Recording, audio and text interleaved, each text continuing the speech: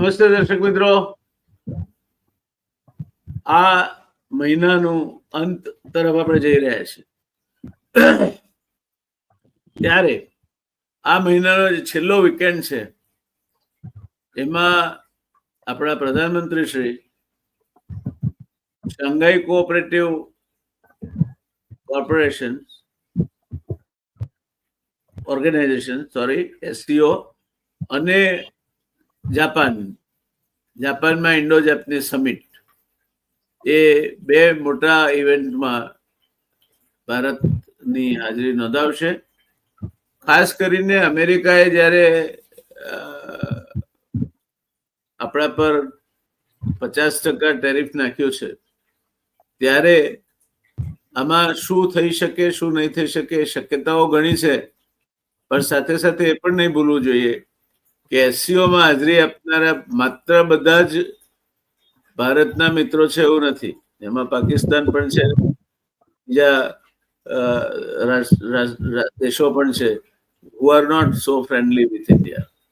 એટલે એમાં શું ચર્ચાઓ થશે, પણ આવી સમિટ થતી હોય ત્યારે એની સાઇડલાઇન્સમાં 1:1 મીટિંગ પણ થતી હોય છે. એટલે મને લાગે છે after a long time our Prime Minister will have a meeting with Mr. Xi Jinping અને અત્યારના સંયોગોમાં ચીન તરફ ઢળી રહ્યા હોય તેવું લાગે છે. જાપાનમાં સ્ટેન્ડઅલોન મીટિંગ પહેલી વખત થવાની છે. ત્યાર સુધી ગયા હશે પણ 9 વર્ષમાં પહેલી વખત this will be a standalone meeting. અને he will be meeting the top brass of the Japanese political as well as the organizations like MITI and others. એટલે એ 2 દિવસનો પણ એમનો જે પ્રવાસ છે જાપાનનો તે પણ ઉષ્માપૂર્ણ રહેવો જોઈએ. જાપાન સાથે તો આપણા સંબંધો સારા છે. જાપાનની પાસે આપણે એવી કોઈ વસ્તુની અપેક્ષા પણ નથી રાખતા કે જે એ આપી ના શકે. જે આપી શકે છે એ એડ્સની દ્રષ્ટિએ જાપાને આપણને ઘણી બધી મદદ આપી છે. એટલે our relations with Japan are good. They could further be improved. There is always a possibility, always an opportunity. તો આજે આ બંને મુલાકાતોની ફલશ્રુતિની ચર્ચા કરવાની છે આપણે. આપણા વિદેશ ને લગતી બાબતોના જે રિસોર્સ પર્સન કહી એવા પ્રોફેસર અમિતભાઈ ધોળકિયા સાહેબ સાથે. અમિતભાઈ એકેડેમિશિયન છે, પણ એમની તેજ તરાર નજરમાંથી દુનિયાના ફલક પર બનતી ઘટનાઓ છટકી શકતી નથી. He is a very well studied and ardent observer and very forthright speaker and expressions of his opinion. એટલે આજે મને લાગે છે કે આ બંને મુલાકાતો વિશે જાણીશું અને જ્યાં વચ્ચે તક મળશે ત્યાં પૂછવા જેવું ત્યાં આપણે પૂછતા રહીશું. પણ બને ત્યાં સુધી મારે ઓછું બોલવું અને આપણે ધોળકિયા સાહેબને સાંભળવા છે એવું આજનું કંઈક ચિત્ર નક્કી કર્યું છે મગજમાં. જોઈએ ક્યાં સુધી. અને ધોળકિયા સાહેબ નેલ્સન મંડેલાનું એ વાક્ય કે one should learn to sit back and observe. It is not necessary always to react to everything. એ હું થોડું જીવનમાં ઉતારવાનો પ્રયત્ન કરી રહ્યો છું. એટલે now the floor is open to you. Thank you, Narayanbhai. આપે ખૂબ સંક્ષિપ્તમાં ભૂમિકા બાંધી આપી અને you have left the floor open for me. Thank you for inviting me to your show. It's always a pleasure. Always a pleasure for me also. And it has got a very special recognition in the from the intellectuals of our state and outside. God's grace, yes, and a lot of contribution of my resource persons like you. Tomorrow we are going to have Parkala Prabhakaran for on the subject which the finance minister has taken certain decisions, and he as an expert economist will be commenting on that.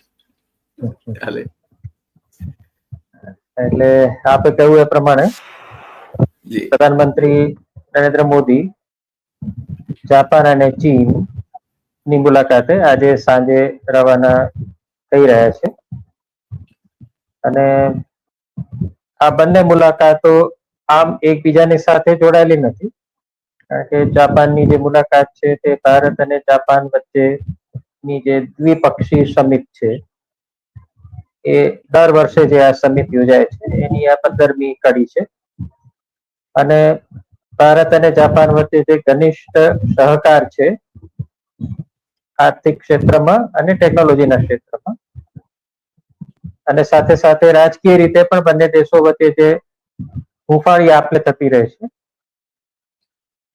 એને જોતા જાપાનની જે મુલાકાત છે એમાં કોઈ વિવાદાસ્પદ કે કશુંક એવું ક્યુરિયોસિટી જન્માવે એવું કઈ તત્વ નથી.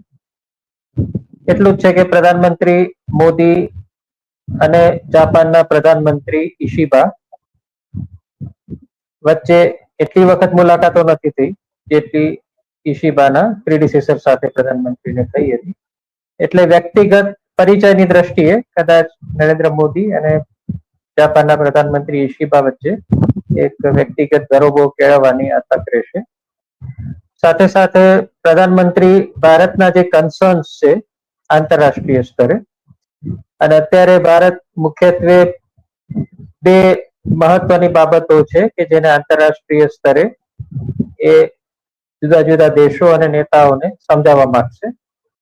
એક છે પાકિસ્તાન સાથે જે ઓપરેશન સિંદૂર કરવામાં આવ્યું એની પાછળનો આપણો ઉદ્દેશ્ય, અને પાકિસ્તાન તરફથી જે ક્રોસ બોર્ડર ટેરરિઝમ ભારત પર જે લાદવામાં આવી રહ્યું છે વિવિધ ત્રાસવાદી સંગઠનો દ્વારા, એના વિશે પ્રધાનમંત્રી ફરી એકવાર જાપાનને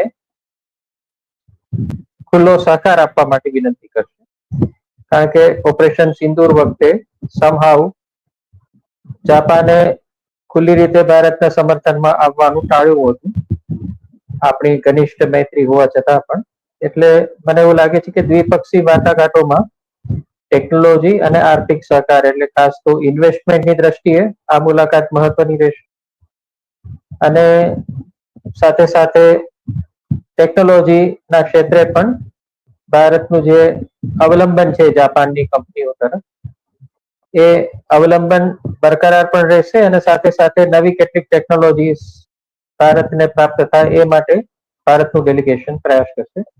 પરંતુ રાજકીય દ્રષ્ટિએ મને લાગે છે કે બે મુદ્દાઓ જાપાનની એમની મુલાકાતમાં રહેશે, જે મેં કહ્યું. એક તો પાકિસ્તાન તરફથી જે ક્રોસ બોર્ડર ટેરરિઝમ અને ઓપરેશન સિંદૂર પાછળનો ભારતનો ઉદ્દેશ, અને બીજું અમેરિકા તરફથી જે ટેરિફ વોર ભારત પર અત્યારે કરવામાં આવી રહી છે. 50% ટેરિફ દ્વારા ભારતની વ્યાપાર વ્યવસ્થા, ભારતનું મેન્યુફેક્ચરિંગ સેક્ટર અને સર્વિસ સેક્ટર બધું એક બહુ મોટી જોખમની સ્થિતિમાં આવી છે, અને લગભગ 1% જીડીપી પણ ભારતનો એનાથી અસર થાય એવી સંભાવનાઓ પણ વર્તાઈ રહી છે. ત્યારે સ્વાભાવિક છે કે જાપાન અમેરિકાનો એક ઘનિષ્ઠ મિત્ર છે. જાપાન અને અમેરિકા વચ્ચેના સંબંધો ઘણા સારા છે. એને ધ્યાનમાં લેતા પ્રધાનમંત્રી એવું ઈચ્છે કે અમેરિકા તરફથી ભારત વિરુદ્ધ જે આર્થિક યુદ્ધ શરૂ કરવામાં આવ્યું છે એમાં જાપાન પણ કોઈ એક અનૌપચારિક ભૂમિકા ભજવે, અને આખા ભારત માટે નહીં, આખા વિશ્વમાં ટેરિફ વોરને કારણે જે ખળભળાટ મચેલો છે એમાં જાપાન ક્યાંક બેલેન્સિંગ ભૂમિકા ભજવે. કારણ કે જાપાન બહુ મોટી ઇકોનોમી છે વિશ્વની, અને વિશ્વ વ્યાપારમાં અને ખાસ તો અમેરિકા સાથેના વેપારમાં પણ જાપાનનું ઘણું મોટું યોગદાન છે. એટલે આ પણ પ્રશ્ન કદાચ ચર્ચા એમની જાપાનની મુલાકાત દરમિયાન આવું બને. અને ત્રીજો મુદ્દો સ્વાભાવિક છે કે ભારત અને જાપાન દ્વિપક્ષી રીતે નહીં, ક્વોડમાં પણ સંકળાયેલા છે, અને ક્વોડ તો હવે કદાચ ક્યાંક સંકેલાઈ ગયું હોય એવી જ કદાચ આપણે ધારણા કરીએ તો એમાં ખોટું નથી. કારણ કે જે રીતે સંબંધો વણસી ગયા છે અમેરિકાના ભારત સાથેના, એટલે આવનારા સમયમાં ભારત કઈ રીતે ઇન્ડો પેસિફિકમાં આજે 4 દેશોનું સંગઠન કોડ ઉભું કરવામાં આવ્યું એમાં જોડાઈ શકશે, આ પણ એક પ્રશ્ન છે. એટલે આ બધું જોતા એવું લાગે છે કે જાપાનની જે મુલાકાત છે તે મુખ્યત્વે એક પરસ્પરના જે પરસેપ્શન છે, પરસ્પરના જે વિચારો છે એની આપલે માટે હશે અને સાથે કેટલીક સમજૂતીઓ ટેકનોલોજી અને આર્થિક ક્ષેત્રે કરવામાં આવશે. પરંતુ સૌથી મોટી જે ઇંતેજારી છે લોકોને અને જેના વિશે વિશ્વનો મીડિયા પણ ચર્ચા કરી રહ્યો છે એ છે પ્રધાનમંત્રીની ચાઇનાની મુલાકાત. એક તો 7 વર્ષ બાદ પ્રધાનમંત્રી ચાઇનાની મુલાકાત રહી રહ્યા છે. 2020માં ગલવાન વેલીમાં જે રીતે પણ ભારત અને ચાઇનાના ટ્રુપ્સ આમને સામને આવ્યા અને જાનહાનિ પણ થઈ અને ભારતની સીમાઓનું અતિક્રમણ કરવાની પણ જે કોશિશ કરવામાં આવી ચાઇના દ્વારા, એ બાદ આપણે જાણીએ છીએ કે ભારત અને ચીન વચ્ચેના સંબંધોમાં ખૂબ ઝડપથી એક ડિટેરોરેશન આવ્યું અને ડિપ્લોમેટિક લેવલે પણ એક પ્રકારે થવાની કોઈ સંભાવના નથી, એક પ્રકારે ફ્રીઝ થઈ ગયેલું હતું. આર્થિક સંબંધો પણ જોખમમાં આવ્યા હતા. ભારતીયોને જે ટુરિસ્ટ વિઝા કૈલાસ માનસરોવર વગેરેની યાત્રા માટે આપવામાં આવતા એ પણ બંધ થયા અને લશ્કરી દબાણ અને તણાવ સીમા પર બરકરાર રહ્યો. એટલે આટલા લાંબા સમય બાદ છેલ્લા 6 મહિનાથી આપણે જોઈ રહ્યા છીએ કે ભારત અને ચીન ફરીવાર એકબીજાની સાથે સંબંધો નોર્મલાઇઝ કરવા માટે તત્પર થયા છે. હમણાં ગયા અઠવાડિયે જ વિદેશ મંત્રી જયશંકરે ચાઇનાના વિદેશ મંત્રી વાંગની મુલાકાત કરી. અગાઉ પણ ડિપ્લોમેટિક લેવલે મુલાકાતો થઈ. સીમા ઉપર નોર્મલાઇઝેશન માટે એક એગ્રીમેન્ટ પણ કરવામાં આવ્યું જેથી કરીને લશ્કરો દ્વારા રિસ્ટ્રેન્ટ જાળવવામાં આવે.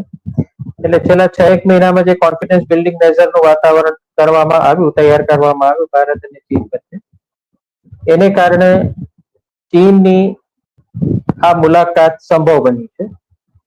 આપણે જાણીએ છીએ કે અગાઉની એસસીઓની સમિટમાં પ્રધાનમંત્રીએ જવાનું ટાળ્યું હતું એક મેસેજ આપવા માટે કે જે સંગઠનનું નેતૃત્વ ચીન કરી રહ્યું છે અથવા તો ચીનના એક શહેરની સાથે જેનું નામ સંકળાયેલું છે જે સંગઠન, એમાં હવે અમે નહીં જઈ શકીએ, એક મેસેજ આપવાની રીતે. એટલે પ્રધાનમંત્રીની ચીનની મુલાકાત દ્વિપક્ષી સંબંધો માટે પણ મહત્વની છે અને સાથે સાથે આંતરરાષ્ટ્રીય પણ એનો એક જુદો પરિપ્રેક્ષ્ય છે, કારણ કે આ સૌથી મોટી સમિટ હશે. 2001માં શાંઘાઈ કોઓપરેશન ઓર્ગેનાઇઝેશનની સ્થાપના થઈ, ત્યારબાદ પ્રથમ વખત આટલી મોટી સંખ્યામાં ટોચના નેતાઓ, 20 જેટલા લગભગ ટોચના નેતાઓ, જેમાં 10 સભ્ય રાષ્ટ્રો પણ છે અને સાથે ઓબ્ઝર્વર કન્ટ્રીઝ પણ છે. તો આ બધા જ નેતાઓ ચીનમાં ભેગા થશે અને આ બધા જ દેશો જેને આપણે કહીએ તેમ ગ્લોબલ સાઉથના દેશો છે. ભલે એસસીઓની સ્થાપનામાં કોઈ જગ્યાએ પશ્ચિમના રાષ્ટ્રોનો, અમેરિકાનો કે યુરોપનો સામનો કરવાનો કોઈ ઉદ્દેશ્ય નથી, એનો કોઈ જગ્યાએ ઉલ્લેખ પણ નથી. પરંતુ એવું માનવામાં આવે છે કે આ સમિટ એક રીતે શો ઓફ સ્ટ્રેન્થ તરીકે એનું એક પ્રતિકાત્મક મૂલ્ય છે. ખાસ તો જ્યારે ટ્રમ્પે લગભગ તમામ ગ્લોબલ સાઉથના દેશોને નુકસાન થાય એ પ્રકારની આર્થિક નીતિ અપનાવી છે, વ્યાપારી નીતિ અપનાવી છે, ત્યારે આ પ્રકારનો મેળાવડો ખુલ્લી રીતે નહીં પરંતુ ખાનગી રીતે જરૂર અમેરિકાની ચર્ચા કરશે, અમેરિકાની નીતિઓની પણ ચર્ચા કરશે અને અમેરિકાની આ ટેરિફ નીતિમાં શાંઘાઈ કોઓપરેશન ઓર્ગેનાઇઝેશનના દેશો કેવી રીતે એકબીજાને મદદરૂપ થઈ શકે એક્સપોર્ટ અને ઇમ્પોર્ટની દ્રષ્ટિએ, જેથી કરીને અમેરિકાના ટેરિફ વોરને કારણે થતું નુકસાન ઘટાડી શકાય. એ પણ એક ચર્ચાનો મુદ્દો હશે અને સાથે સાથે અમેરિકા વિરુદ્ધ એક પોલિટિકલ ગેધરિંગ ઊભું થઈ રહ્યું છે એવી ઇમેજ ચાઇના ઊભી કરવામાં સફળ થશે. આ સમિટનું આયોજન કરી અને 20 જેટલા નેતાઓને બોલાવીને ચાઇના આવી એક ઇમેજ ઊભી કરી છે કે એવું નહીં માનતા કે ટ્રમ્પ જે ધારે તે કરી શકે છે. વિશ્વના મોટાભાગના દેશો જે જીડીપીની દ્રષ્ટિએ પણ મહત્વના છે, રશિયા છે, ભારત છે, ચાઇના છે, એ બધા જો ભેગા થશે તો પણ વેપારની દ્રષ્ટિએ અમેરિકાની આ ટેરિફ વોરને એ લોકો સામનો કરી શકે છે. એવી એક મેસેજ આપવા માટેની પણ ચાઇનાની જે બુરાદ છે તે સફળ થશે. અને સાથે સાથે રશિયાને એક હૈયાધારણ મળશે કે અમે એકલા નથી, કારણ કે એસસીઓ સંગઠન મુખ્યત્વે ચીન અને રશિયા દ્વારા સ્થાપવામાં આવેલું સંગઠન છે અને ચીન અને રશિયાની સહિયારા નેતૃત્વ અને માર્ગદર્શનથી આ સંગઠન અત્યાર સુધી ચાલેલું છે. તો એમાં હવે ભારત પણ સક્રિય રીતે જોડાશે. અત્યાર સુધી ભારત સભ્ય હતું, પણ એક જેને કહીએ ને કે પાછળની રોજમાં બેસીને જ આપણે કામ કરતા હતા. આપણે એટલા ઉત્સાહથી એસસીઓમાં જોડાયેલા નહીં, કારણ કે આપણે લાગ્યું કે ભવિષ્ય તો અમેરિકાની જોડે જોડાયેલું છે, અમેરિકા જ છે કે ભારતનો જે પાર્ટનર કન્ટ્રી છે, તો પછી હવે આ લોકોની જોડે જાજો આપણે સહકાર કે ઉમળકો બતાવવાની જરૂર નથી. પરંતુ આ વખતે પ્રધાનમંત્રી મોદી એસસીઓની સમિટમાં એમનો ઉમળકો કદાચ જુદી રીતે પ્રગટ કરશે, એમની બોડી લેંગ્વેજ દ્વારા, એમના વિધાનો દ્વારા. એ સ્પષ્ટ મેસેજ આપવા માંગશે અમેરિકાને કે don't take us four granted, અમારી પાસે વૈકલ્પિક વ્યવસ્થાઓ પણ છે અને અમે કેટલાક વૈકલ્પિક રસ્તાઓ પણ અપનાવી શકીએ છીએ. એટલે આ પણ એક મોટો મુદ્દો રહેશે. સાથે સાથે પાકિસ્તાન ના પ્રધાનમંત્રી પણ એમાં હાજર રહેશે અને પાકિસ્તાન પણ આના સભ્ય હોવાને કારણે ભારત માટે આ તક હશે કે પાકિસ્તાન તરફથી તથા ત્રાસવાદ વિશે એસસીઓના ફોરમમાંથી પ્રધાનમંત્રી અન્ય સભ્ય દેશોને અપીલ કરે કે સ્ટેટ સ્પોન્સર ટેરરિઝમ ને સપોર્ટ ના આપે, કારણ કે એસસીઓ નો એક ઉદ્દેશ્ય પણ એ જ છે કે વિશ્વમાં શાંતિ, સલામતી, સુરક્ષા વધે અને ખાસ તો એક્સ્ટ્રીમિઝમ અને ટેરરિઝમ ઓછું થાય. એટલે પ્રધાનમંત્રી આ તક ઝડપશે પાકિસ્તાનને અન્ય સભ્ય રાષ્ટ્રો સમક્ષ એક ખુલ્લું પાડવા માટે અને ભારતની નીતિ સ્પષ્ટ કરવા માટે. પબ્લિકમાં ઓફકોર્સ મને નથી લાગતું કે ટેરિફ વગેરેનો કોઈ ખુલ્લી રીતે ઉલ્લેખ કરવામાં આવે, પરંતુ બિટવીન ધ લાઇન્સ જે જોઈન્ટ સ્ટેટમેન્ટ આવે એમાં સંભાવના છે કે અમેરિકાની ટેરિફ વિશેની અત્યારની નીતિઓનું સીધી રીતે ક્રિટિસિઝમ ભલે ન પણ થાય, કારણ કે ભારત પણ અત્યારે ચર્ચાના મોડમાં છે અને અમેરિકા જોડે સમજૂતી કરવાના મોડમાં છે. એટલે સીધી રીતે કોઈ ક્રિટિસિઝમ કરીને કે અમેરિકાને વખોડવાની કોઈ ઘટના એસસીઓમાં ન પણ બને, પરંતુ બિટવીન ધ લાઇન્સ એવો મેસેજ આપવામાં આવશે કે જો અમેરિકા એની નીતિઓમાં ફેરફાર નહીં કરે તો વિશ્વ વ્યવસ્થામાં એક પ્રકારનું રીઓર્ગેનાઇઝેશન પણ થાય તો અમેરિકાએ આશ્ચર્ય નહીં પામવું. યસ, ઓવર ટુ યુ જયનારાયણભાઈ. બહુ સરસ સાહેબ, આપે જેને કહેવાય કે પેનોરામિક વ્યૂ આપે રજૂ કરી અને તે પણ અત્યંત સરળ રીતે કે જેમાં આ બંને દેશોની મુલાકાતનો હેતુ અને એમાં શું અપેક્ષા રાખી શકાય બાબતે આપણે બહુ સ્પષ્ટતાપૂર્વક વાત કરી. મારે આપને એ પૂછવું છે કે ભારત અમેરિકાથી એકલું અમેરિકાથી જ નહીં પણ બીજા ઘણા બધા દેશોથી, ઈરાન છે, અમેરિકા છે, ઇવન ચાઇના અત્યારે એ વેપારના કારણે આપણા તરફ લીનિંગ કરતા હોય જુદી વાત છે, પણ ચાઇનાએ પાકિસ્તાનને ઓપરેશન સિંદૂર દરમિયાન તો લોજિસ્ટિક સપોર્ટ બધો ચાઇનાનો હતો. એટલે ભારતની વિદેશ નીતિ ક્યાંક ને ક્યાંક નિષ્ફળ ગઈ છે અને એમાં ભારત એકલું પડી ગયું છે અમેરિકા એકલું પડવાના બદલે. અને અમેરિકા એકલું પડે તો ચાલે, પણ મારી ચિંતા બીજી છે. મારે એ મુદ્દા પર આપના ઓપિનિયનને અત્યારે પછી જરૂર પડે તો આપનું માર્ગદર્શન માંગીશ. પણ મારી ચિંતા એવી છે કે અત્યારે રશિયા અને ચીન બંનેને વિશ્વ ફલક પર લેજિસ્ટિમસીની તલાશ છે. પુતિનને તો યુદ્ધ ગુનેગાર જાહેર કરવામાં આવે છે ઇન્ટરનેશનલ કોર્ટ ઓફ જસ્ટિસ દ્વારા, એટલે એ રશિયા છોડીને બહાર જતા પણ નથી. અલાસ્કામાં મિટિંગ કરવી પડી અમેરિકન રાષ્ટ્રપ્રમુખ સાથે. અને ચીન પણ અમેરિકા હજુ અત્યારે એને 200% ટેરિફ નાખવાની ધમકી તો આપે જ છે. એમનું હજુ કઈ ઠેકાણે પડ્યું નથી અમેરિકા સાથે. એટલે એ સંજોગોમાં એમને ક્યાંક ને ક્યાંક આપણો ઉપયોગ કરવાની વધારે જરૂર લાગતી હોય એવું દેખાય છે. પણ એ પણ ઇસ્યુ નથી. ઇસ્યુ એ છે કે આપણે રશિયા તરફ તો જડેલા હતા જ. રશિયા આપણું મિત્ર રહ્યું છે, રિલાયબલ ફ્રેન્ડ રહ્યું છે, અને એને આપણને એક્સેપ્ટ 1962 ભારતની પડખે ઉભો રહ્યો છે. ચાઇના સાથેના સંબંધો હું આજે પણ વિશ્વાસ મૂકવા તૈયાર નથી, કારણ કે ક્યારે સુધરે ક્યારે બગડે. કારણ કે ચાઇના એકચ્યુઅલ લાઈન ઓફ કંટ્રોલથી આગળની વાત જ કરવા તૈયાર નથી. મેકમોહન લાઈનને માનતું નથી, અને અરુણાચલ પ્રદેશથી માંડીને લદ્દાખ સુધીમાં એ ભારતનો પ્રદેશ દબાવીને બેઠો છે. આ ચાઇનાની નીતિ છે. તેવા સંયોગોમાં ક્યાંક એવી શક્યતા આપ જુઓ છો કે એક બાજુ રશિયા અને ચાઇના અને બીજી બાજુ અમેરિકા, આ બે ઘંટીના પડિયાની વચ્ચે ક્યાંક ભારત પીસાય તે પ્રકારની પરિસ્થિતિ આપણે ઉલળપાડા પગ ઉપર હાથે કરીને ઊભી કરી રહ્યા છીએ, અને એના માઠા પરિણામો ભોગવવાની આપણે તૈયારી રાખવી જોઈએ એવું આપને લાગે છે? જી, જયનરભાઈ, આપે you have hit the nail on the head. Bharat જેને મલ્ટી અલાઇનમેન્ટ કહે છે, એ મલ્ટી અલાઇનમેન્ટ એક રીતે જોઈએ તો આપણી હેલ્પલેસનેસ નું પણ આ એક ચિહ્ન છે. કારણ કે અહીંયા નહીં તો ત્યાં, જો અમેરિકા આપણું હિત જાળવવા માટે તત્પરતા ન બતાવે તો આપણે ચાઇના કે રશિયા તરફ ભાગીએ છીએ, અને અંતે એવું થાય છે કે બાવાના બેઉ બગડે એવી સ્થિતિ ઊભી થાય. એટલે આમ જોવા જઈએ તો આ એક કન્ફ્યુઝનની સ્થિતિ.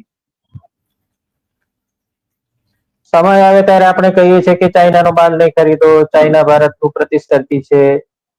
કોઈ રાજકીય પક્ષનો નેતા કોઈ ચાઇનાના એમ્બેસેડરને મળે તો પણ એ દેશનો સૌથી મોટો દુશ્મન છે એવું આપણે સાબિત કરવાની કોશિશ કરીએ છીએ.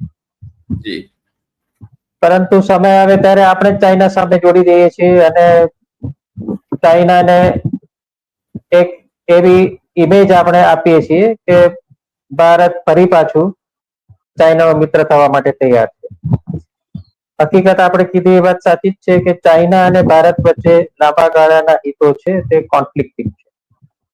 ભારત અને અમેરિકા વચ્ચે લાંબા ગાળાના હિતો કોન્ફ્લિક્ટિંગ નથી. આ તો માત્ર ને માત્ર ટ્રમ્પને કારણે ઉભો થયેલો એક સંઘર્ષ છે. એક વ્યક્તિ, આ મારા મત પ્રમાણે સર બે વ્યક્તિત્વનો એક ઘર્ષણ છે, અને એમાં ટ્રમ્પનું જે વ્યક્તિત્વ છે એ કાં તો હું કહું તે કરો, જે પેલો નાનું છોકરું રમકડું લેવા માટે કજીએ ચડે અને પછી એ લાત પણ મારે અને જમીન પર આરોટી પણ પડે. Trump is temperamental, but in the core he is a businessman. એ એના કુટુંબના દરેક સભ્ય માટે કંઈકનો કંઈક ધંધો દરેક જગ્યાએ એને ઉભો કરવાનું ચાલુ કર્યું છે. એટલે આપણા ત્યાં પણ દાખલા તરીકે અદાણીના એ વિરુદ્ધમાં છે, એને વધારે વિરુદ્ધમાં જશે, કારણ કે he is getting closer to Ambani, અને they are having sort of parleys કે અહીંયા ટ્રમ્પ ટાવર્સ મુંબઈમાં ઉભા કરવાની જમીનને બધાની વ્યવસ્થા રિલાયન્સ કરે, જોઈન્ટ વેન્ચર કેવું કંઈ કરે. દિલ્હીમાં ટ્રમ્પ ટાવર હતા, એ જે 1 કરોડમાં ન વેચાવી ઓફિસો એ 3 કરોડમાં પધરાવી દીધી, making use of government of India intervention, અને એક મોટા જૂથને એમણે આપી દીધી. એટલે ટ્રમ્પ તો એનો ધંધાદારી માણસ છે, એ પહેલી વાત, અને ત્યાર પછી ટેમ્પરામેન્ટલ છે બીજી વાત. ટ્રમ્પ ક્યારે શું કરશે એના ઉપરથી અમેરિકા સાથેના સંબંધો આપણે નહીં જજ કરવા જોઈએ. આપણે અમેરિકા સાથેના સંબંધો ફૂંકીને ચાલવું જોઈએ.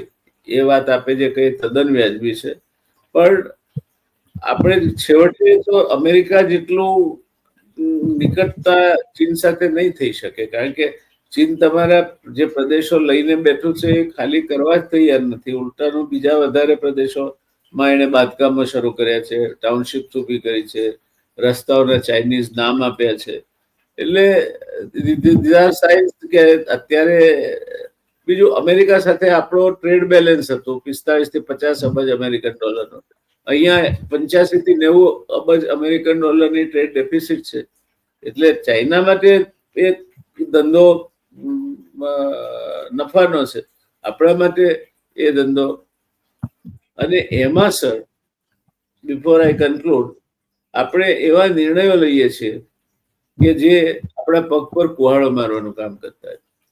હમણાં આપણે 19મી ઓગસ્ટથી 30 સપ્ટેમ્બર સુધી ઇમ્પોર્ટેડ કોટન ઉપરની ડ્યુટી 0 કરી નાખી, જે 11% હતી.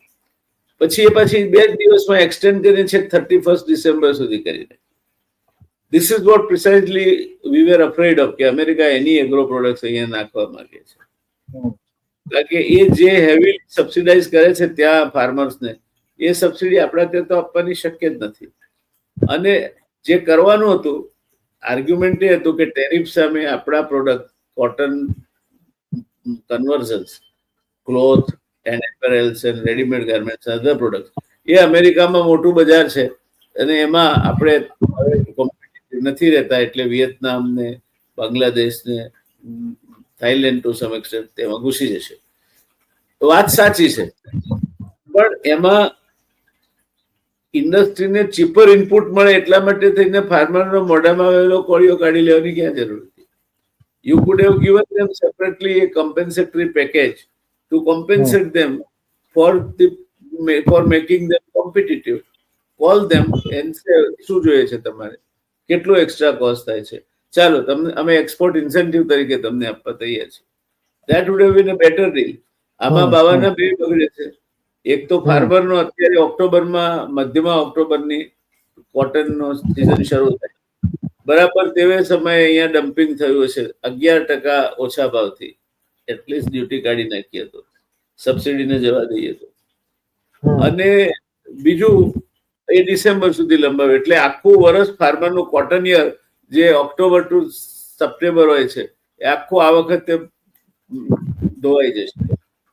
Farmer will be in a distress, sir, and this will create problems of a different kind altogether when farmers are already suffering from non-remunerative agriculture activity. એટલે એ વાત છે. બીજું કે કપાસ આપણે બહારથી લાવીશું, રૂલ આવશો બહારથી, પણ અહીં કપાસથી ફાર્મર્સ 50% ફાર્મર્સ પણ ડાયવર્ટ થઈ ગયા, તો તમને કપાસનું બી નહીં, કપાસિયા નહીં મળે. અને આપણી ઓઇલ બાસ્કેટ છે, એમાં cottonseed oil is one of the major components. તો એ આપણે ગુમાવીશું. તો આજે આપણે 80,000 કરોડ રૂપિયાનું વર્ષે ખાવાનું તેલ આયાત કરીએ છીએ, different forms, whether soyabean oil or whether it is સૂરજમુખીનું તેલ હોય, પામ ઓઇલ હોય, બધું ભેગું કરીને આપણે 80,000 કરોડ રૂપિયાની આયાત કરીએ છીએ. That will further go up, and with rupee weakening, it could even shoot up further. એવે સંયોગોમાં તમે કપાસ પણ ખોશો, ઓઇલ પણ ખોશો, ઉડિયા પણ તમારી પાસે મર્યાદિત છે, અને એના ઉપર 4 મેજર ક્લેમેન્ટ્સ અત્યારે ક્રિટિકલી ડિપેન્ડન્ટ છે. એક શસ્ત્ર સરંજામની ખરીદી ઇઝ ક્રિટિકલી ડિપેન્ડન્ટ, બીજી ક્રૂડ ઓઇલની ખરીદી હવે અમેરિકા રશિયા પાસેથી બંધ કરાવીને છોડશે અને અમેરિકાથી જ તમારે લેવું પડશે. તો ભાવ અમેરિકા તમને ભલે વિશ્વ બજારનો આપે, પણ ટ્રાન્સપોર્ટ કોસ્ટ તમને મારી પાડશે. એટલે એ બીજી ક્રિટિકાલિટી. ત્રીજી એડિબલ ઓઇલ ક્રિટિકાલિટી. તમે આવતી દિવાળી વખતે જો આનો પ્રશ્ન હલ નહીં થાય, સપ્લિમેન્ટિંગ ધ એડિબલ ઓઇલ રિઝર્વ્સ, તો આવતી દિવાળી વખતે તેલના ભાવ ભડકે બળતા હશે. અને ચોથી, વીકનિંગ રૂપી અગેન્સ્ટ ડોલર. આ 4 આપણી સામે જડબું ફાડીને ઉભેલા પ્રશ્નો છે, જ્યાં સુધી અર્થશાસ્ત્રને લાગે વળગે છે. એમાં આપણે આ કોટનને અત્યારે ફાર્મર્સના એન્ડ પર ટચ કરવાની જરૂર નહોતી. એટલે ભારત સરકાર જે નિર્ણયો પણ લે છે એ હાફ બેક્ડ ઓર બ્યુરોક્રેટિક ડ્રીવન થિંકિંગ થતું હોય તેવું લાગે છે. શું માનવું છે આપનું? આપણે વિદેશ સ્થિતિમાં કારણે સફર કરીએ છીએ. માલદીવનો આપણે બહિષ્કાર કર્યો, પછી હમણાં જઈને સંબંધો સુધારી આવ્યા, 5300 કરોડની લાઈન ઓફ ક્રેડિટ આપી આવ્યા. અને આપણી વોટ્સએપ યુનિવર્સિટી વાળાએ તો ભરપૂર ગાળો દીધી હતી. મેક માય ટ્રીપ વાળાએ ટ્રીપો કેન્સલ કરી નાખી હતી, સિનેમાના શૂટિંગ કેન્સલ થઈ ગયા હતા. પરિણામે હવે ચાઇનીઝ સર્વેલરશિપને બર્થિંગ રાઇટ અપાવી દીધા માલદીવ્સમાં, જ્યાંથી સીધી આપણા શ્રી હરિકોટા અને થુંબા પર નજર રાખી શકે. What have we gained in our foreign policy? ને આપે ખૂબ સુંદર આર્થિક વિશ્લેષણ કર્યું. એક નિષ્કર્ષ તો સ્પષ્ટ છે કે આપણી નીતિઓ લાંબા ગાળાને બદલે ટૂંકા ગાળાના હિતોને સાચવવા માટે એ વધારે રચવામાં આવે છે. અને લાંબા ગાળાની અસરો આ નીતિઓને કારણે કે નિર્ણયોને કારણે શું થશે અર્થતંત્ર ઉપર અને વિદેશ નીતિ ઉપર, એ વિશે આપણે એટલી ચિંતા નથી કરતા. ખાસ તો કૃષિ ક્ષેત્ર વિશે આપે જે કહ્યું, અને થોડે અંશે ડેરી ક્ષેત્ર માટે પણ લાગુ પડે છે કે અલ્ટિમેટલી ક્યાંક ને ક્યાંક આપણે અર્થતંત્રની દ્રષ્ટિએ કૃષિ ક્ષેત્રને મુક્ત કરવું જ પડશે. કારણ કે જે રીતની વિશ્વની વેપાર વ્યવસ્થા બની રહી છે, એમાં જો ભારતે કોમ્પિટિટિવ થવું હશે તો ભારતના ખેડૂતોને પણ કેટલીક સ્વતંત્રતાઓ ઇમ્પોર્ટ અને એક્સપોર્ટ માટે આપવી જરૂરી. આપે જેમ કહ્યું તેમ જો આટલી મોટી સંખ્યામાં આપણે તેલની આયાત કરતા હોઈએ આટલી મોટી માત્રામાં, તો એ પણ ભારતના કૃષિ ક્ષેત્ર માટે એટલું નુકસાનકારક છે જેટલું આપણે ભારતના ખેડૂતોને એક્સપોર્ટ કરતા રોકીએ છીએ.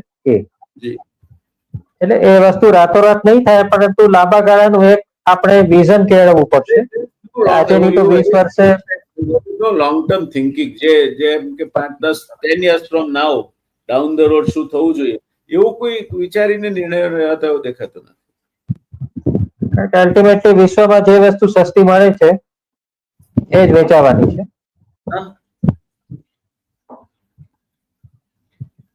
જી સર, આમાં આપે કહ્યું કે કૃષિને મુક્ત કરવી જોઈએ. હવે આપણો જે પ્રશ્ન છે, આપ અર્થશાસ્ત્રી છો, આપણો જે પ્રશ્ન છે એ ફ્રેગમેન્ટેશન ઓફ એગ્રીકલ્ચર લેન્ડનો પ્રશ્ન છે. આપણે પહેલી પંચવર્ષીય યોજના 1951માં લખી ત્યારે average farm size was 27,000 square metres. અત્યારે 87,000 સ્ક્વેર મીટર્સ. અને એમાં પાછા ઘણી જગ્યાએ ભાઈએ ભાગ પડ્યો એટલે 2 ભાગ હોય. with 98.5% of the farmers in the category of small and marginal farmers, unless you find out a solution.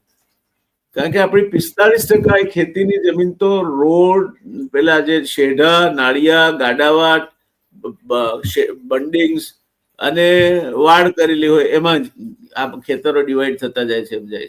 So unless we find out some radical solution of how we amalgamate the agriculture farmland and make a comparatively bigger pieces of agriculture farmland available to the farmer, it will day by day become non-remunerative.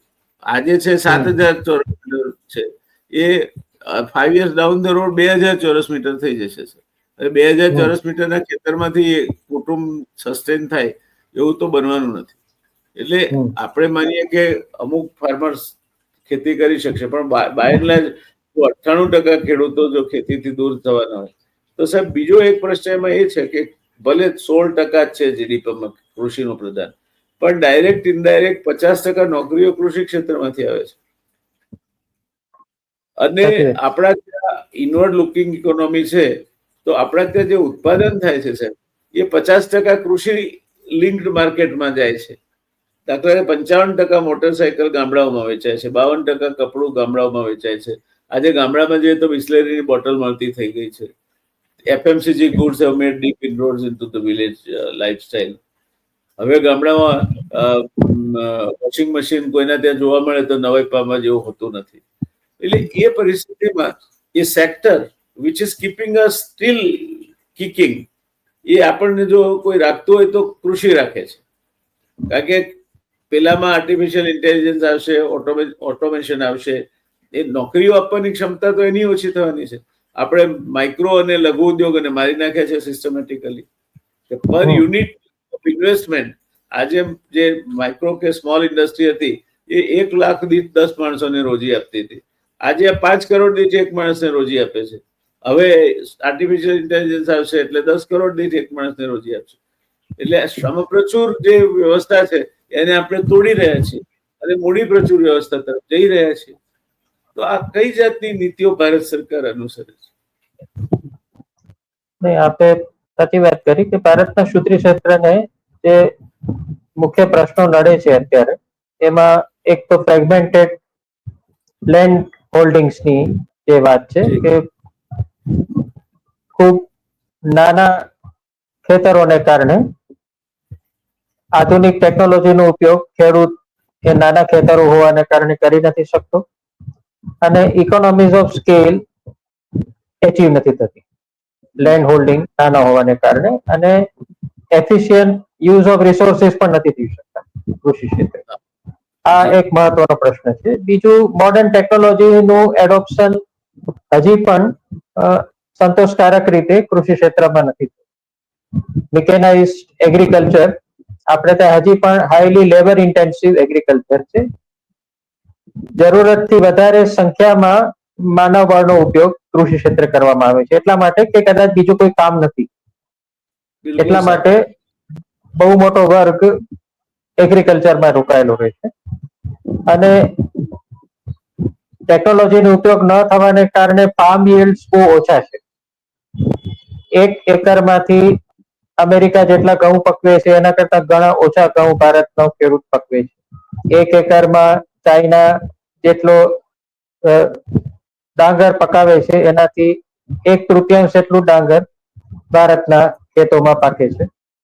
એટલે આ બધા પ્રશ્નો તો છે જ કે જે modern technology small land હોલ્ડિંગની સાથે જોડાયેલા છે. સાથે સાથે માર્કેટ એક્સેસના પણ પ્રશ્નો છે. આપણે હજી પણ વ્યવસ્થિત માર્કેટિંગની સિસ્ટમ ઊભી નથી કરી શક્યા. જે ઇન્ડસ્ટ્રીયલ પ્રોડક્ટ્સ માટે જે રીતની માર્કેટ સપ્લાય ડિસ્ટ્રીબ્યુશન સેલની જે આખી સિસ્ટમ છે એ કૃષિ ક્ષેત્રમાં આપણે ઊભી નથી કરી શક્યા, કારણ કે અમુક રાજકીય વેસ્ટેડ ઇન્ટરેસ્ટ છે કે જેને કમિશન માંથી જ પૈસા કમાવા છે. એને કારણે જે માર્કેટની રેશનલ સિસ્ટમ હોવી જોઈએ એ નથી થઈ શકી, અને કૃષિ પેદાશોને સાચવવા માટેની વ્યવસ્થા પણ કોલ્ડ સ્ટોરેજ વગેરે પર્યાપ્ત નથી. અમુક મોટા શહેરોમાં ભલે વ્યવસ્થા ઉપલબ્ધ છે, પરંતુ હજી પણ મોટાભાગના ગામડાઓમાં નથી. એટલે આ બધાને શાકભાજી પકડી જાય છે 1 લાખ કરોડ.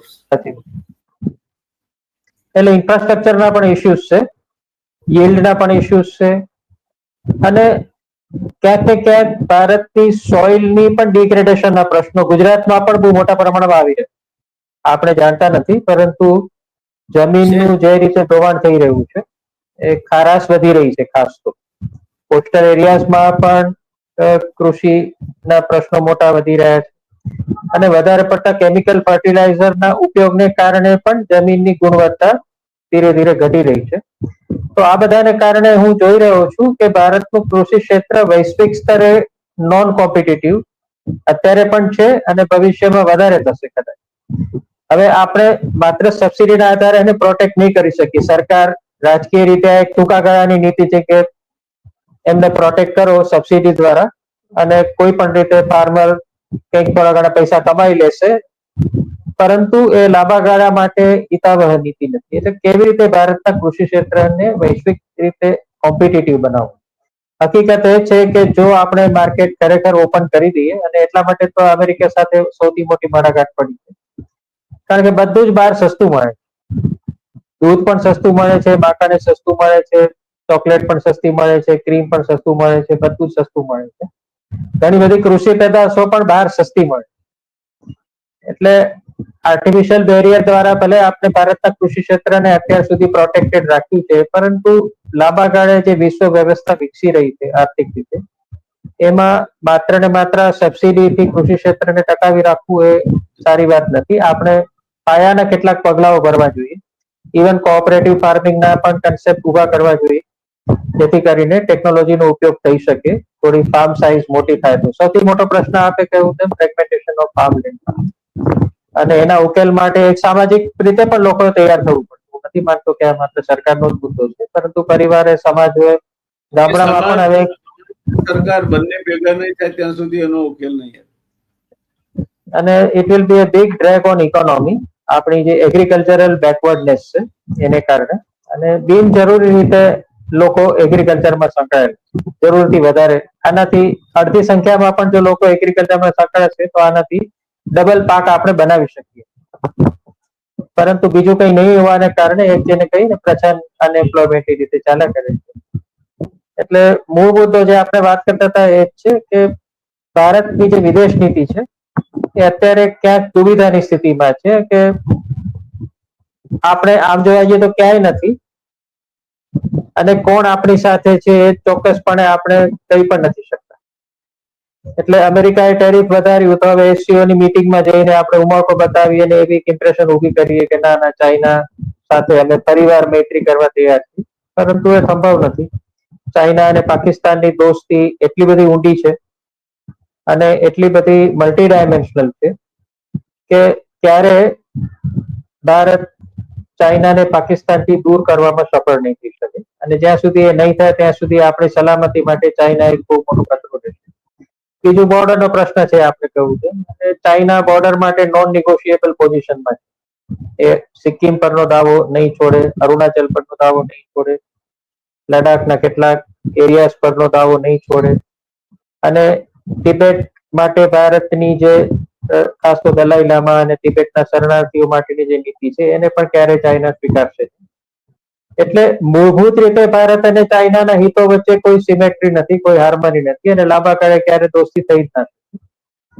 એ આપણે જાણવા છતાં પણ આજે કરી રહ્યા છીએ એ કદાચ કોન્ફિડન્સ બિલ્ડિંગ મેઝરના ભાગરૂપે કરી રહ્યા છીએ કે થોડી ઘણી જો શાંતિ થાય બોર્ડર ઉપર તો કદાચ ભારતના લશ્કરને માટે કેટલીક ચિંતાઓ ઓછી થાય. એ હેતુસર કદાચ આપણે કરી રહ્યા છીએ. અને બીજું એક સિમ્બોલિક એક આપણે મેસેજ આપવા માંગીએ છીએ અમેરિકાને કે ભલે અમારા દ્વિપક્ષી રીતે ભલે સંબંધોમાં તણાવ હોય ચાઇના સાથે, પરંતુ જ્યાં સુધી અમેરિકાની વાત છે ત્યાં સુધી ભારત, રશિયા અને ચાઇના ત્રણે એક સાથે ઉભા રહેશે. અને આવા ઘણા બધા ફોટાઓ 2-3 દિવસમાં આપ જોશો કે જેમાં પુતિન, નરેન્દ્ર મોદી અને જિનપિંગ ત્રણે આમ એકદમ પેલા હાથ ઊંચા કરીને કે અમે સાથે છીએ એવું બતાવવા માટે અને all kind of things you will be able to see actions. પણ પ્રશ્ન એ છે કે મૂળભૂત ડિફરન્સીસ નું આપણે કેવી રીતે નિરાકરણ કરવું. અને રશિયા પણ સંપૂર્ણપણે અત્યારે ડિપેન્ડન્ટ ચાઇના ઉપર, એટલે China dependent upon Chinese leadership. It is no more a superpower. True. એટલે રશિયા પણ ગમે તેટલું ભલે ભારતની મદદ કરવા માંગે, પરંતુ નથી એની પાસે અત્યારે પૈસા ભારતની મદદ કરવા માટે, નથી એની પાસે રાજકીય વિલ કે ચાઇનાને એ નારાજ કરીને પણ ભારતની મદદ કરવા માટે તૈયાર છે. બલકે પાકિસ્તાન સાથે પણ રશિયાએ પોતાના નવા સંબંધો શરૂ કર્યા છે. હમણાં એમના સ્ટીલ પ્લાન્ટ નું આખું રિન્યુ કર્યું પેલો કરવા માટે. એટલે ભારત માટે અત્યારે એક ડિપ્લોમેટિકલી ખૂબ જ કપરી સ્થિતિ છે કે જેમાં આપણે એક ફ્રેન્ડલેસનેસ નો અનુભવ કરીએ કે ખરેખર ભારતનો સાચો મિત્ર કયો એ કેવું અઘરું છે. આપણે બધી જગ્યાએ જઈ રહ્યા છીએ, આપણી વાત કહી રહ્યા છીએ, સમજાવી રહ્યા છીએ, પરંતુ વિશ્વ રાજકારણ નક્કર હિતો પર ચાલે છે, નહીં કે રેશનલ વાતો પર. એટલે આવનારો સમય છે કે જે વિદેશ નીતિની દ્રષ્ટિએ હવે આપણે ક્યાંક ચોક્કસ દિશા તરફ આગળ વધવું. ગુજરાતી ડિપાર્ટમેન્ટના એક સમયના પ્રોફેસર ડોક્ટર રણજીતરામ પટેલ અનામી સાહેબે કહ્યું છે કે આપણી વ્યથાની વાત કોઈને ના કરવી. આપણી વ્યથા એ તો સૌની વ્યથા છે, આપણી કથા એ સૌની કથા છે, માટે ગમકેરી ગઠડી નિજ સિરે વહેવી, આપણી વ્યથાની વાત કોઈને ના કહેવી. એ બહાર દુઃખ રોવાથી કઈ કોઈ આપણને પોતાના પગ પર લઈને કરી આપશે કશો એવું માનવામાં કોઈ દાપણ નથી. પણ somehow, for whatever are the reasons, when it is for the history to judge in posterity, પણ જ્યારે પણ એનું unbiased assessment થશે ત્યારે we have sort of drastically failed in our foreign policy. આટલી ફોરેન વિદેશ નીતિના મુદ્દે આપણે આટલા બધા પાંગળા પુરવાર ક્યારેય નથી થયા. આટલા બધા વામણા પૂર્વ બધી બાજુ આપણે સળગાવી મૂક્યું છે. We have burning fire on every side. એક જ જગ્યા એવી નથી કે હમણાં છેલ્લે હવે ઇઝરાયલને પણ વી હેવ કાસ્ટિગેટેડ ધેમ. પેલા પત્રકારો મરી ગયા એમાં તો પેલા ક્યાં બુદ્ધિ ગામ ગઈ હતી, આટલા 1 લાખ લોકો મરી ગયા ગાઝા પટ્ટીમાં.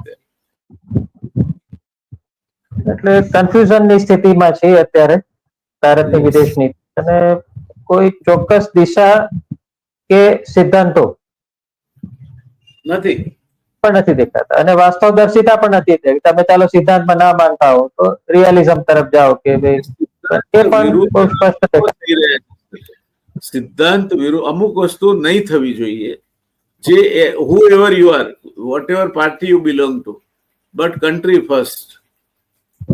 એના બદલે તમે સંવિધાન સાથે આળવિતરા કરો. હવે કોઈ પણ માણસને વગર ગુને કાર્ડિનલ પ્રિન્સિપલ છે જ્યુરિસ્પ્રુડન્સનો કે 100 માણસો ગુનેગાર છટકી જાય તો પણ એક નિર્દોષને સજા નહીં થવી જોઈએ. અને બીજું, માણસ જ્યાં સુધી ગુનેગાર પુરવાર નથી થતો ત્યાં સુધી તે નિર્દોષ છે. આ બંને વસ્તુને તમે તાક પર મૂકી 90 મૂકી દો અને 130મું એમેન્ડમેન્ટ લઈ આવો તો સામે જ બુમરેંગ થાય કે બીજું કઈ થાય. એટલે somehow either they lack proper counseling and advice or they are so arrogant that nobody dares to advise them. સાચી વાત છે. એક બ્રોડર કન્સલ્ટેશનની આવશ્યકતા છે પોલિટિકલ પાર્ટીઝ વચ્ચે, જેથી કરીને આ પ્રકારના જે મુદ્દાઓ છે જે લાંબા ગાળે બધા જ પક્ષોને અસર કરે. બેઝિકલી સાહેબ, પાર્લામેન્ટ ચલાવવી અથવા વિધાનસભા ચલાવવી એ સત્તાધારી પક્ષની જવાબદારી છે, વિરોધ પક્ષની નહીં. વિરોધ પક્ષ તો એ કરવાનો છે, પણ તમારા પક્ષમાં એવા માણસો હોવા જોઈએ 8-10 માણસો કે જે પછી પાર્લામેન્ટની બહાર આ લોકોને મળે ને કે ભાઈ આ બધું સારું નથી લાગતું, ચાલો થોડું તમારું રાખીએ, થોડું અમારું, હવે આપણે પાર્લામેન્ટ બરાબર ચાલવા દઈએ, અમુક ઇમ્પોર્ટન્ટ બિઝનેસ છે, નહીં ચાલે. એ આ રિકન્સિલિએશનનો પ્રોસેસ જ નથી. અહીંયા તો અધ્યક્ષ રાહ જોતા હોય છે કે ક્યારે એ હાઉસને એડજર્ન કરીને જતા રહે. એટલે the ઇમ્પાર્શિયાલિટી that always goes with the chair of a speaker has been totally sacrificed. એટલે આ એક વસ્તુ. બીજો, મને મારા મગજમાં એક પ્રશ્ન છે જે મારે આપની પાસેથી જાણવું છે. જાપાન ઓફ લેટ એ અમેરિકાથી થોડું દૂર જવા માંડ્યું છે. એને અમેરિકાનું હવે જે મોટાભાઈપણું છે કે એને લશ્કર નથી રાખવા દેતું ને એના ઉપર એક જાતનો દબાવ રાખે છે. એમાં ક્યાંક હવે જાપાનમાં રાઇટ વિંગ ઇન્ક્લાઇન જે એલિમેન્ટ છે જાપાનમાં પણ હવે જર્મનીની ફ્રાન્સની માફક ત્યાં પણ આ એલિમેન્ટ શોધવા માંડ્યા છે. And they are not going to be able to accept America's dominance the way America used to be so far. શું લાગે છે આપને, આમાં શું પરિણામ આવે? નહીં, સાચી વાત છે. કારણ કે હવે જાપાન પણ એટલું સબળું થઈ ગયું છે આર્થિક રીતે કે અમેરિકા પરનું એનું ડિપેન્ડન્સ સલામતીના ક્ષેત્રે તો છે જ. ઓફકોર્સ જાપાનની સૌથી મોટી મર્યાદા છે એ છે કે લશ્કરી દ્રષ્ટિએ, કારણ કે જાપાન સામેની સૌથી મોટી થ્રેટ ચાઇના છે, અને સાઉથ ચાઇના સીના જે ઇશ્યુઝ છે એ પણ જાપાનને સીધી રીતે અડે છે. એટલે લાંબા ગાળે અમેરિકાના પાર્ટનરશિપ સિવાય એની પાસે બીજો કોઈ ઉપાય જ નથી. પરંતુ આર્થિક ક્ષેત્રે જરૂર એ સ્ટેજ પર પહોંચ્યું છે કે કેટલાક ડિફરન્સીસ અમેરિકા સાથે ઉભા થઈ રહ્યા છે, અને એમાં ટ્રેડ પણ એક મુદ્દો છે. કારણ કે આપણે જાણીએ છીએ કે અમેરિકાના ઘણા બધા સેક્ટર્સમાં જાપાનની પ્રોડક્ટ્સ વધારે પગપેસારો કર્યો છે અને વધારે પોપ્યુલર પણ છે. એટલે એ પણ ટ્રમ્પને ક્યાંક ખૂંચે છે કે શા માટે ડી અમેરિકન બાય અમેરિકન વાળી નીતિમાં આ જાપાનની પ્રોડક્ટ્સ વચ્ચે આવી રહી છે. એટલે અમેરિકા અને જાપાન વચ્ચેના જે ડિફરન્સીસ છે એ ધીરે ધીરે બહાર આવી રહ્યા છે. પરંતુ મેં જેમ કહ્યું તેમ, કારણ કે સિક્યોરિટી ડિપેન્ડન્સ ઘણું વધારે છે અમેરિકા અને જાપાન ની વચ્ચે, જાપાન અમેરિકા ઉપર એક્સ્ટ્રીમલી ડિપેન્ડન્ટ હોવાને કારણે એ કદાચ મર્યાદિત રહેશે આ ડિફરન્સ. સર, બીજો એક પ્રશ્ન. ડોનાલ્ડ ટ્રમ્પ ચૂંટાઈ આવ્યા, એની પાછળ એક તો આ માગા એટલે રાઇટ સેન્ટર પીપલ. હમ. અને બીજા એટલો જ મોટો ફાળો ટેસ્લા વાળા એલન મસ્ક નો હતો. હમ. Now Elon Musk and Trump are at Vegas door, and Trump has found a new ally in Zuckerberg, who hmm. recently announced the world's largest data center, which will be as large as Manhattan City, hmm. at the cost of, to start with, $50 billion, but ultimately about $100 billion. Hmm. It will be world's largest Hmm. data center and the ultimate as far as artificial intelligence is concerned. Hmm. So how long this newfound love of Donald Trump with Zuckerberg hmm. will continue? Difficult શું છે કે તાજેતરની છે આ relationship, અને ટ્રમ્પનો જે સ્વભાવ છે જોતા લાગે છે કે આ કરે લાંબા ગાળાની સસ્ટેનેબલ રિલેશનશિપ ના પણ થાય. Difficult to say because it's too early. અને મસ્ક સાથે પણ ટ્રમ્પના જે સંબંધો હતા તે ખૂબ ઘનિષ્ઠ હતા અને અચાનક જ એ તૂટી ગયા. એટલે very difficult to predict on this. ખરા. પણ એક વસ્તુ સાચી છે કે મસ્ક અને ઝુકરબર્ગ વચ્ચેની રાઇવલરી જૂની. એ બે યહૂદીઓ એક બાજુ છે, ગૂગલ વાળો અને ઝુકરબર્ગ. આ બંને જણા ટેસિટ અન્ડરસ્ટેન્ડિંગ છે એ લોકોનું. એ આને આ એક્સ ને પણ ફાવવા નહીં દે.